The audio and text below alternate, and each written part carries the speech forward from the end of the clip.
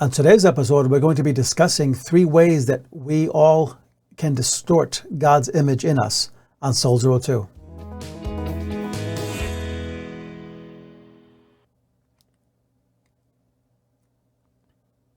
And welcome to Soul 02. This is the podcast that is putting the oxygen back into the Christian life one soul at a time. And I'm so glad to be with you today. And I want to read a scripture to you that as we start today, but we're going to be talking about 3 ways that we distort God's image in us, because we defined idolatry last time as, and we're doing the series on idolatry, and this is part 3, but we defined idolatry as distorting God's image. It's inverting his image, and it's taking his image and turning it inside out like a coat.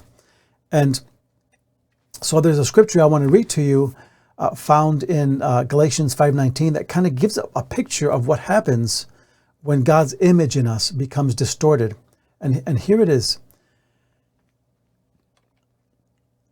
It says basically, it's obvious what kind of life develops out of trying to get your own way all the time. Repetitive, loveless, cheap sex, a stinking accumulation of mental and emotional garbage. And this is, of course, the Message translation, which is always very dramatic.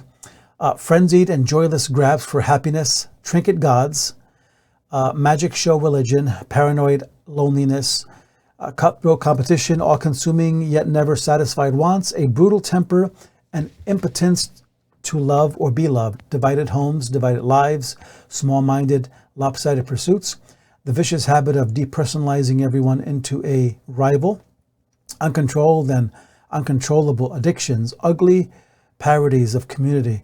I could go on. This isn't the first time I have warned you.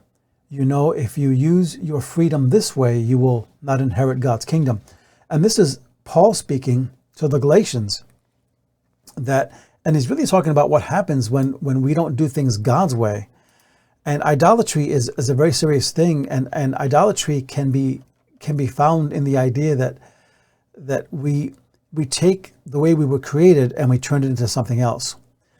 And we find that when we talk about idolatry, that we take the way we were created and then we distort it and we invert it. And we do it in 3 ways according to the scriptures. And I'm going to give you this quote that is from John Calvin that really is beautiful. It fits the talk today, but he says that the human mind is a perpetual forge of idols. And this is so true. And the next time we get together, we'll be talking about trinket gods, which we read in that scripture, the idea that there are so many gods we can worship, and there's no end to what we can invent. But 3 ways that we do it are, and as we talk about these, these are all, of course, an inversion of creation, right? Imagine an umbrella turned inside out. And there are 3 ways that we do this.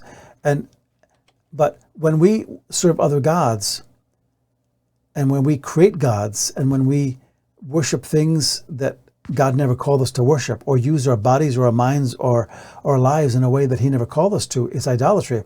But so what are ways that we invert that image? What are ways that we distort that image?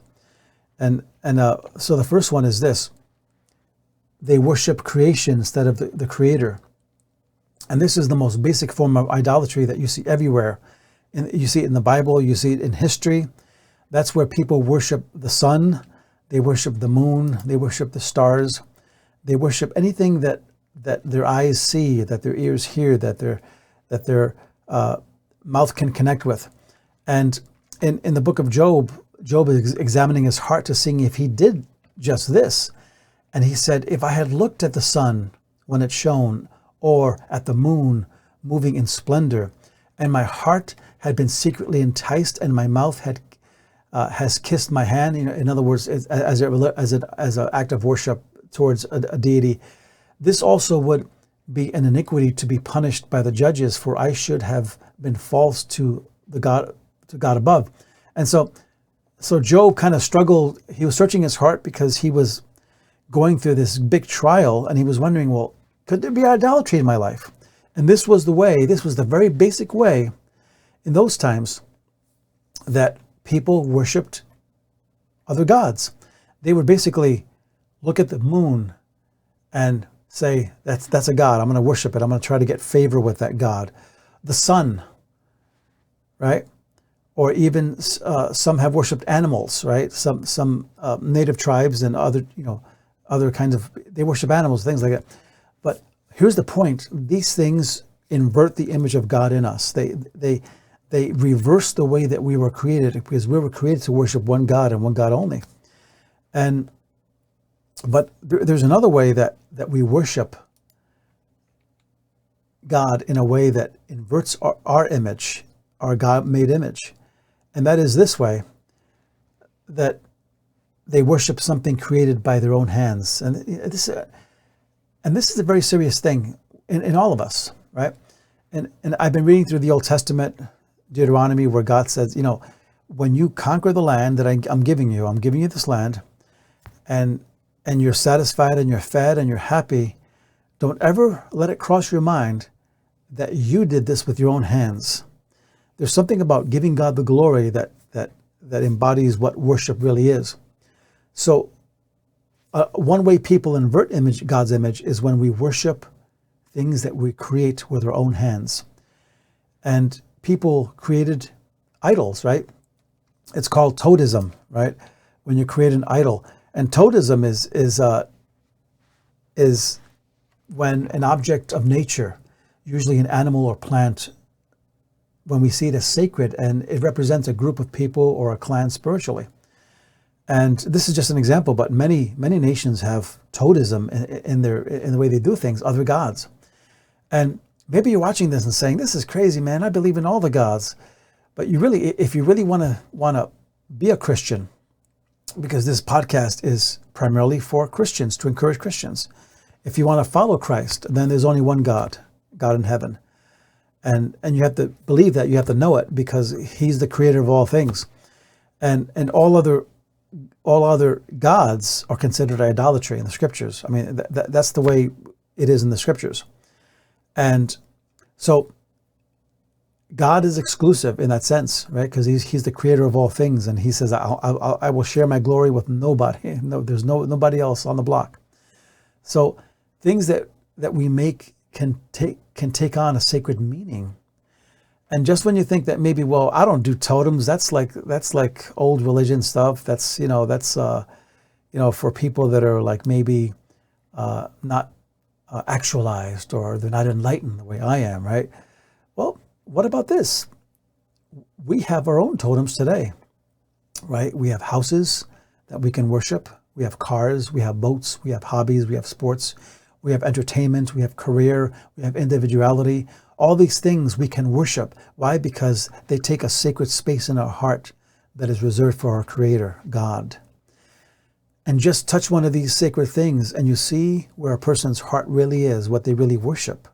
And this is why I say that don't ever look to the past or to ancient times with a superior sense, because we really are the same people, right? We really don't change. I mean, yes, technologically we have things, but our hearts, we can still worship something the way someone did by just lifting up their eyes to the moon or the stars. But then there's another way that people worship, or that they distort God's image. And it's when they do it this way. They worship demons. And what do I mean by that? Whether consciously or unconsciously, we can worship things that open a door of evil in our life. And this is where we kind of get, a little spooky here, maybe. But it's true. Have you ever felt an evil presence? Have you ever sensed evil? Have you ever had a dream and you just felt like your skin could crawl?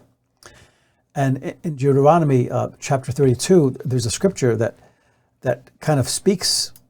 I'll give you a couple of scriptures, but in Deuteronomy, here's some scriptures here, okay? God is describing the idolatry of the other nations, and he says, they sacrifice to demons, not God, to deities they have not known, to new ones recently arrived, whom their ancestors had not feared. And then in Psalm 106, it says, they serve their idols which became a snare to them or a trap, right? And they sacrificed their sons and their daughters to demons.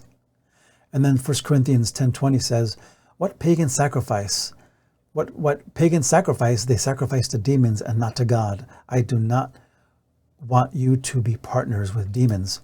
And so, however this looks, because there's not like an abundance of theological teaching in this area, but however you look at it, and believe me when I tell you that I'm a left brain kind of guy, you know, so I'm very slow to get spooky on things.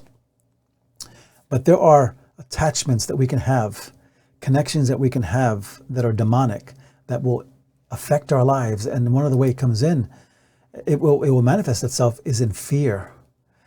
And the smallest, most harmless things can exercise the greatest power over our lives and open doors.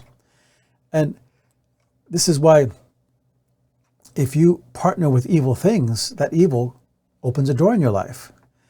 And I had some, more than once in my ministry, I had people approach me and say, you know what, I feel like I'm tormented. I can't sleep. Like Satan is just attacking my mind. And so, and then they would confess to me. They said, you know, I did go visit a medium, and they, you know, and I'm convinced that opened a door of fear in their life. But we can open many doors to the demonic in our life by partnering with evil in some way. And so this is something, you know, you can explore, look it up, pray about it, study it in the scriptures. But I want to encourage you today that out of these three ways that we distort God's image in our life, you know, is there one in your life that maybe you do?